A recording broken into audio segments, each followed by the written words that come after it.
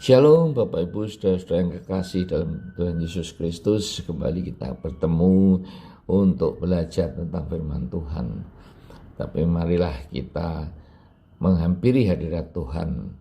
Bapa kami yang ada dalam kerajaan surga yang mulia, terima kasih Tuhan untuk istirahat yang berikan kepada kami sehingga kami boleh merasa segar pada pagi hari ini. Dan kami ingin mempelajari firman-Mu ya Tuhan. Aku mohon Tuhan jadikan aku saluran hayat-Mu yang meluber mengenai para pendengar firman ini, dan Roh Kudus biarlah bekerja untuk memberikan hikmat dan menghidupkan roh yang sedang sekarat. Terima kasih Tuhan, berbicaralah Tuhan, kami siap untuk mendengarkan. Dalam nama Tuhan Yesus kami berdoa dan mengucap syukur. Amin. Saudara-saudara, pagi ini kita akan belajar tentang firman Tuhan, yaitu tentang pertobatan. Perumpamaan anak hilang dalam Lukas 15 ayat 11-32 sudah sering didengar ketika saya masih di sekolah minggu. Namun arti rohani perumpamaan ini masih berlaku sampai hari ini. Anak bungsu yang durhaka, yang minta harta warisan meskipun ayahnya masih hidup. Harta warisan itu dijualnya dan pergi ke negeri yang jauh, dan harta itu habis diboroskan dengan berfoya-foya. Inilah yang sering dilakukan orang-orang yang hidup dengan menuruti keinginan mata, keinginan daging, dan keangkuhan hidup yang berasal dari dunia ini. Nah, setelah habis hartanya dan timbul kelaparan di negeri itu, anak itu mulai bekerja sebagai penjaga kandang babi, di mana dia mencoba makan ampas untuk makanan babi pun tidak diizinkan. Dan dia mulai sadar bagaimana orang upahan bapaknya mendapatkan makanan yang berlimpah-limpah, tetapi sekarang dia sendiri kelaparan. Inilah yang juga terjadi kepada saudara dan saya jika meninggalkan Tuhan. Terkutuklah orang yang hatinya menjauh dari Tuhan, dalam Yeremia 17 ayat 5. Tetapi mungkin timbul pertanyaan, mengapa orang-orang yang tidak mengenal Tuhan malah hidupnya lebih kaya? Saudara-saudara, lupakah akan perumpamaan orang kaya dengan pengemis Lazarus? Kemana mereka pergi setelah meninggal? Gandum dibiarkan tumbuh bersama ilalang. Namun pada saat panen tiba, maka mereka dipisahkan. Gandum dimasukkan ke dalam lumbung dan ilalang itu dibakar. Anak bungsu itu sadar akan kembali pulang dan mengakui dosanya terhadap surga dan bapaknya. Dia bahkan merasa tidak layak untuk disebut sebagai anak bapaknya dan hanya ingin untuk menjadi salah seorang upahan bapaknya. Inilah kesadaran dan insaf yang biasanya baru timbul jika saudara dan saya sudah menghadapi masalah yang tidak dapat kita atasi. Apakah itu karena PHK, bisnis macet, keluarga berantakan, masalah keuangan, sakit, penyakit yang berkepanjangan, dan sebagainya. Di dalam ayat 20 ditulis bahwa ketika ia masih jauh, ayahnya telah melihatnya, lalu tergeraklah hatinya oleh belas kasihan. Ayahnya itu berlari mendapatkan dia, lalu merangkul dan menciumnya. Saudara, berarti ayah ini sangat merindukan anaknya yang pergi bagaikan hilang. Setiap pagi dia duduk memandang jauh-jauh untuk dapat melihat jika anaknya kembali. Ini tidak beda dengan Bapa di surga yang sangat merindukan setiap orang berdosa untuk kembali kepadanya. Ayah itu berlari mendapatkan anaknya, tindakan yang melawan tradisi Yahudi, di mana seharusnya anak yang berlari menemui bapaknya. Saudara, demikian besar kerinduan Bapa pada orang yang mau bertobat. Dia sangat senang, bahkan tergerak hatinya oleh belas kasihan. Dia merangkul dan mencium anaknya yang kotor dan mungkin masih bau babi.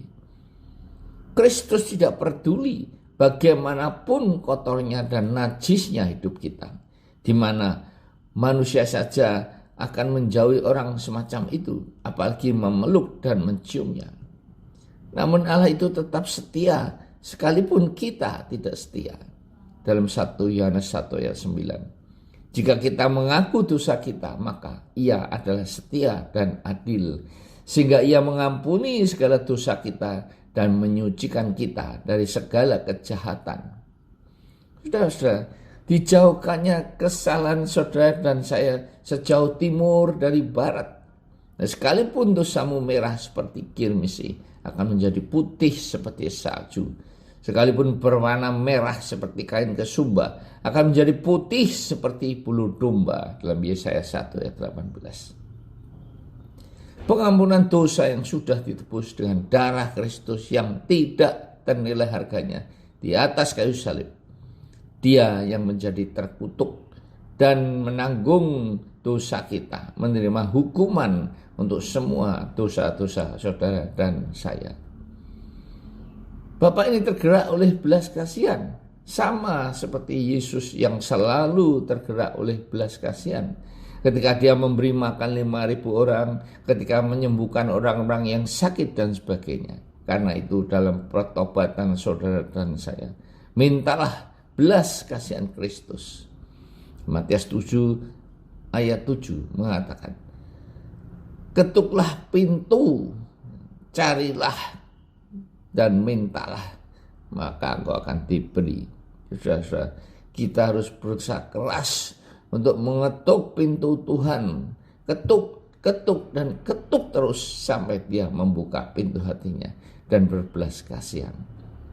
Bagaikan janda yang selalu datang kepada hakim yang tidak benar, akhirnya hakim itu membenarkan si janda agar tidak menyusahkannya. Saudara-saudara, Tuhan Yesus tidak merasa disusahkan dengan permohonan saudara dan saya yang terus-menerus. Dia ingin melihat seberapa keseriusan kita untuk minta ampun, bertobat, dan tidak melakukan perbuatan itu lagi. Bapa yang sangat merindukan anaknya kembali, menyuruh hamba-hambanya untuk memberikan jubah yang terbaik, cincin dan sepatu, dipistakan dengan anak lembu yang tambun, makan bersama dengan bersuka cita.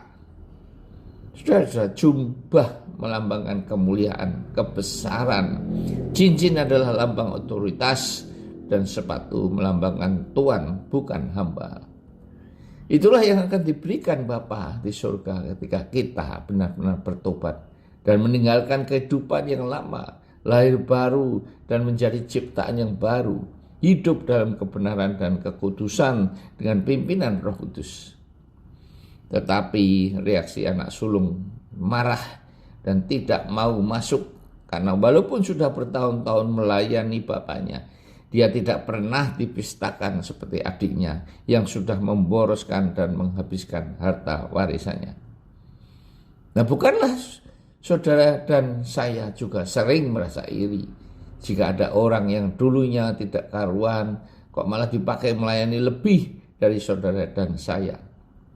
Saudara dan saya sudah lama dalam pelayanan, menjadi aktivis gereja, baik sebagai WL, singer, musikus, pemimpin komsel, bahkan sebagai hamba Tuhan. Akan tetapi saudara dan saya tidak mengerti dan mengenal Tuhan secara benar apa keinginan dan kehendaknya. Bagi Tuhan, pertobatan itu melebihi semua pelayanan yang saudara dan saya lakukan. Jika ada seorang yang bertobat, maka jutaan malaikat di surga bersorak-sorai, bersuka cita menyambut kembalinya anak yang hilang. Yesus lebih menyayangi Maria yang bersimpuh di kakinya untuk mendengarkan firman-Nya daripada Marta yang sibuk melayani. Saudara, gereja adalah bengkel untuk reparasi manusia berdosa, bukan untuk orang-orang yang merasa dirinya suci. Jadi bersukacitalah jika ada yang bertobat. Renungan bagi yang masih berbuat dosa, bertobatlah sekarang juga, karena Kristus sangat merindukan pertobatan itu. Dan bagi para aktivis gereja yang belum mengenal hati Kristus, marilah kita mulai belajar untuk mengerti isi hati Kristus dan sebagai domba untuk lebih mengenal suaranya. Amin. Bapa kami yang di surga, terima kasih ya Tuhan atas firman-Mu, dan biarlah firman ini menjadi pencerahan bagi anak-anak-Mu yang sekarang ini masih hidup dalam keinginan mata, keinginan daging, dan keangkuhan hidup ya Tuhan. Biar mereka bertobat setelah mendengarkan firman ini ya Tuhan. Roh Kudus, sentuh, jamah mereka supaya firman ini dapat membuat mereka bertobat ya Bapak. Demikian juga dengan aktivis-aktivis yang belum mengenalkan isi hati-Mu ya Tuhan, walaupun mereka sudah lama melayani Engkau Tuhan. Bapak, kami berdoa bagi mereka yang sakit, kiranya Kau jamah dia, sembuhkan dia dalam nama Tuhan Yesus. Dan sedang mengalami masalah, berikan jalan keluar ya Tuhan, seperti firman-Mu bahwa Engkau itu setia dan adil dan akan memberikan jalan keluar bagi setiap masalah sehingga kami dapat menanggungnya. Tuhan, demikian juga Tuhan, Kau berkati semua yang sedang dalam kesulitan ya Bapa. Terima kasih Tuhan, terima kasih, berikan mereka kekuatan dan jalan keluar seperti janji-Mu ya Tuhan. Terima kasih Tuhan, hamba-Mu berhenti berbicara, dan biarlah Roh Kudus terus bekerja untuk mengurapi, membimbing anak-anak-Mu yang mendengarkan firman ini. Dalam nama Tuhan Yesus kami berdoa dan mengucap syukur. Amin.